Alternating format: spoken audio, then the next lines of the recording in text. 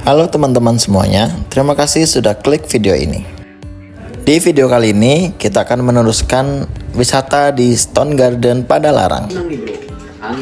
Mengikuti rasa penasaran gue tentang Gunung Masigit, yaitu wisata adrenalin hammocking di Gunung Masigit.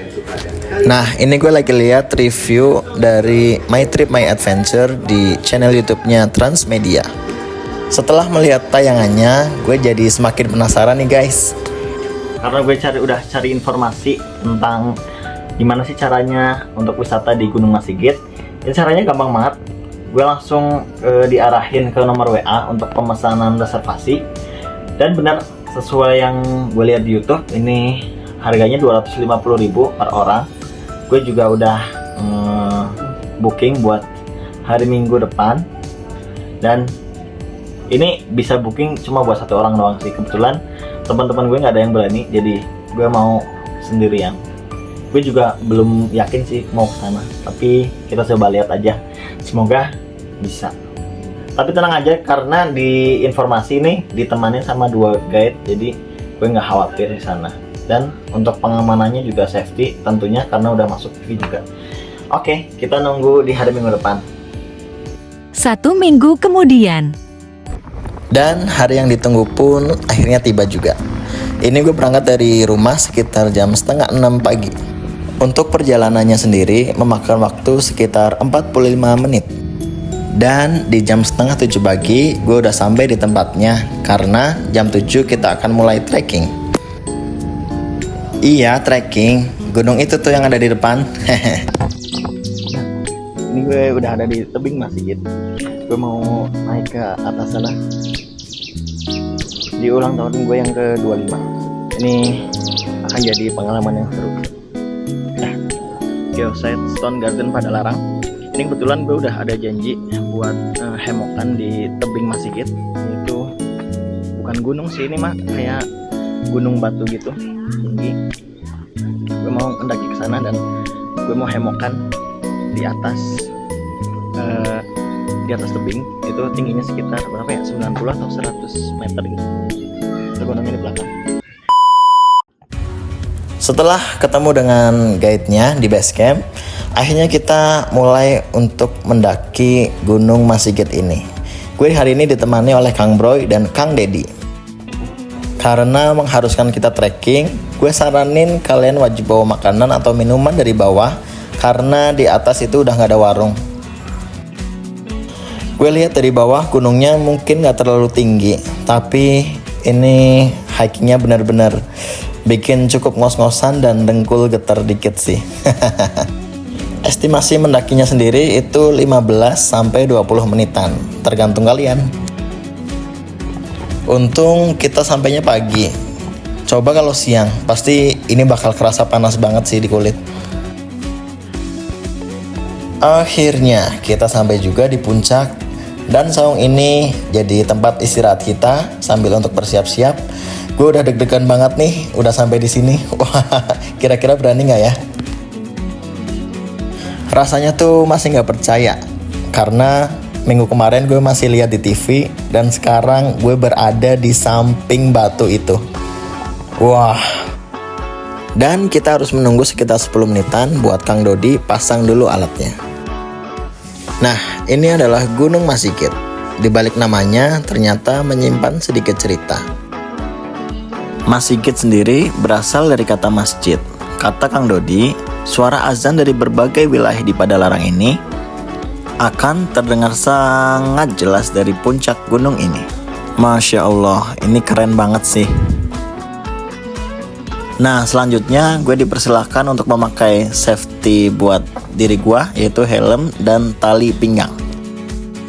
Gak pakai lama, akhirnya gue udah ready banget nih untuk mencoba wahana hammocking yang pertama yang bakal gue coba. Gue langsung diarahin buat menuju ke puncak batu Gunung Masigit. Dan untuk trek yang gue lewatin ini cukup lumayan ekstrim sih menurut gue, karena kita harus melewati jembatan kecil ini, bahkan 2 jembatan loh, lihat nih. Karena ini gunung batu, bahkan sampai puncaknya pun terlihat kayak batu ya. Kayak batu-batu karang yang ada di laut gak sih? Dan tara, gue udah sampai di atas puncak Gunung Masigit. Kalian mau lihat view-nya gak? Lihat nih. Wih. Dari sini udah lumayan serem, apalagi pas hemoknya ya. Peralatan udah siap semua dan hemoknya juga udah terpasang. Inilah saatnya yang ditunggu-tunggu. The moment of the truth. Perasaan takut menyelimuti sewaktu pertama kali kaki menginjakan hemok. Tapi rasa takut itu perlahan-lahan mulai menghilang.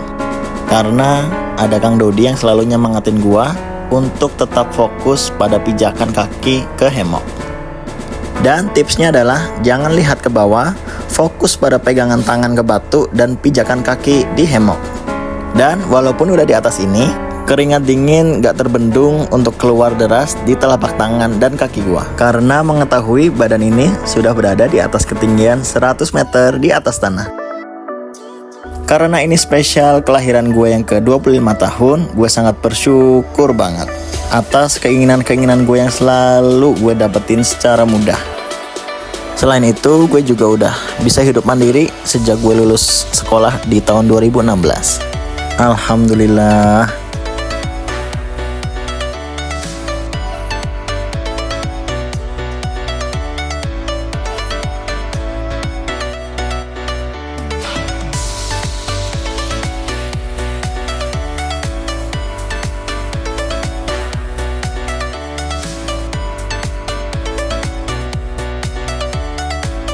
Selain bisa melihat desa-desa sekitar yang ada di bawah, di puncak ini kita juga bisa melihat 3 gunung sekitar wilayah ini. Salah satunya adalah puncak Gunung Hawu. Untuk fakta menarik lainnya, di Indonesia sendiri ada 2 tempat yang punya gunung batu kayak gini. Yang pertama pastinya ada di Bandung, Jawa Barat, dan yang kedua ada di Maros, Sulawesi Selatan. Keduanya sama-sama indah, yaitu berupa pegunungan batu kars yang menjulang tinggi.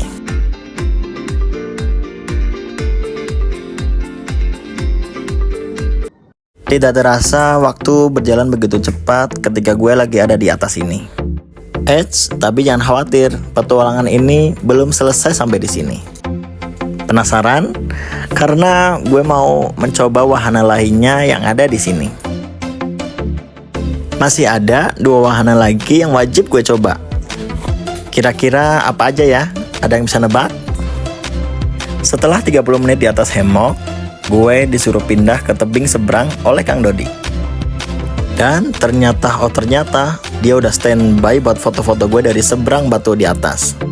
Foto-fotonya pun keren loh, kalian bisa lihat di Instagram gue ya. Seriusan, gue ngintip bawah dikit aja, ini kelihatannya tinggi banget. Yuk, next ke wahana yang kedua. Ini duduk di atas kursi tebing. Kalian bisa lihat muka gua, udah panik dan tegang banget di sini. Karena kalau turun ke sini butuh effort yang menurut gue gede banget sih. Kalau menurut pendapat gua, lebih menantang mana antara hemok atau kursi tebing? Gue jawab kursi tebing. Duduk di sini 2 kali lipat tegangnya dibandingkan duduk di hemok. Kalau ditanya alasannya apa, karena posisi mata gue langsung menghadap ke bawah. Udah coba buat relax, tengok kanan tengok kiri, tapi tetap aja tegang. Nah, kalau ini POV dari Kang Dodi yang ngerekam gue dari tebing seberang. Menurut gue guide-nya di sini baik ya, karena dia ngeliat gue syuting sendirian, jadi mungkin rada dibantu sedikit sih. Duduk di sini bisa melihat jelas 180 derajat pemandangan kota Padalarang.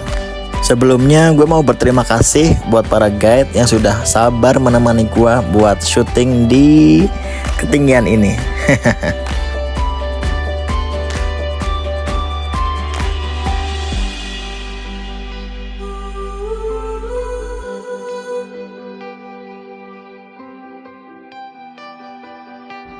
Setelah puas 30 menit berada di kursi tebing, kita lanjut langsung ke wahana yang ketiga gak sih? Yaitu hanging atau bergelantungan.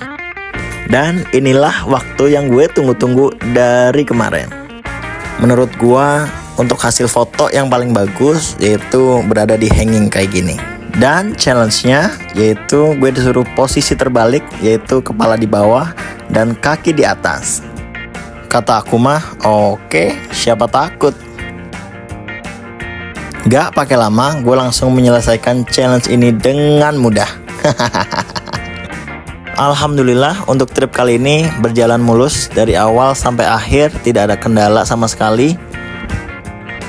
Setelah puas main 3 wahana, ini waktunya gue bersantai dulu sebelum kembali pulang lagi ke Bandung. Terima kasih untuk kalian yang sudah mengikuti perjalanan luar biasa gue hari ini. Semoga di usia 25 tahun ini akan lebih baik dari sebelumnya. Amin.